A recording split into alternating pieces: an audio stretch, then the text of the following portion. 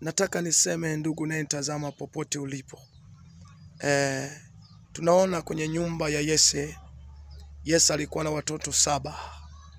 Wakiwemo wakina Eliabu, wakina Shamu na wengine.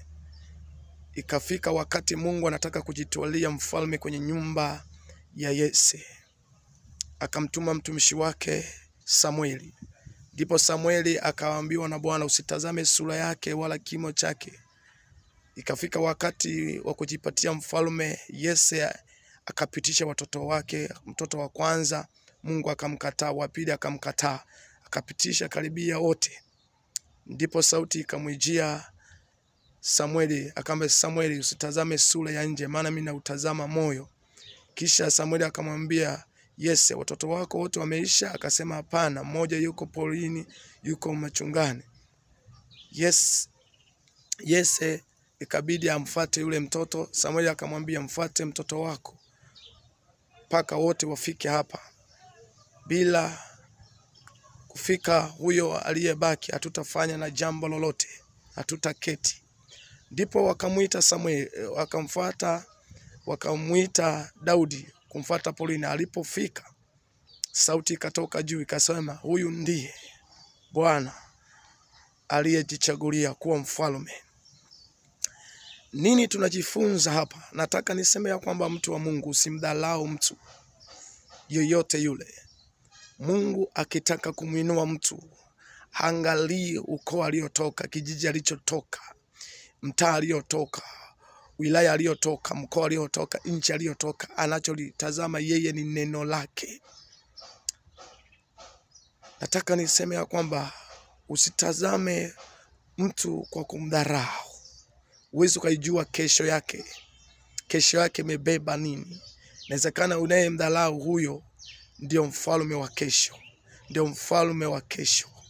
Leo kuna vijana wengi, mabinti wengi wakitaka kuolewa, anaangalia sura ya nje, anaangalia magari, anaangalia ana funguo ngapi, ana nyumba ngapi, haangalia kwamba huyu mtu amebeba nini.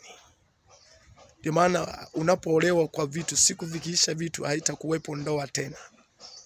Olewa na mtu anayemcha Mungu, mwenye hofu ya Mungu, aliyebeba kusudi la Mungu.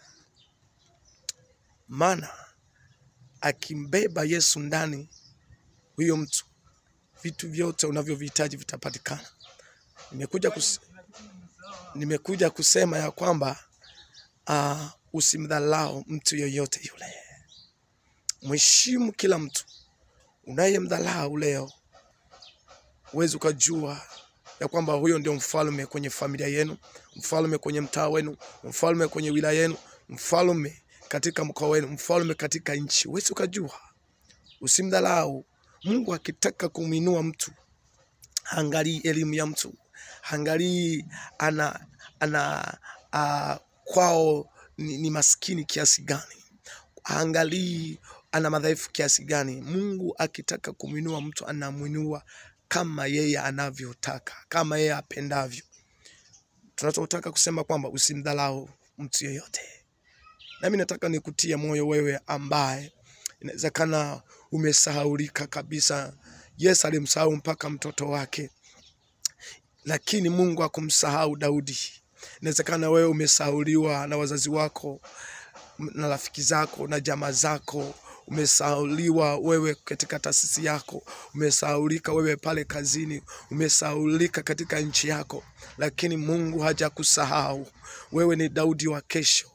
Waache tu wanaokudhalau, lakini yakifika majira ya Mungu, Biblia inasema 2:3, kila jambo lina wakati wake na majira yake. Yakifika majira ya Mungu kuinuliwa, hakuna atakaye kuzuia. Wewe ni Daudi wa kesho. Nimekuja kutia moyo kwamba wewe ni Daudi wa kesho.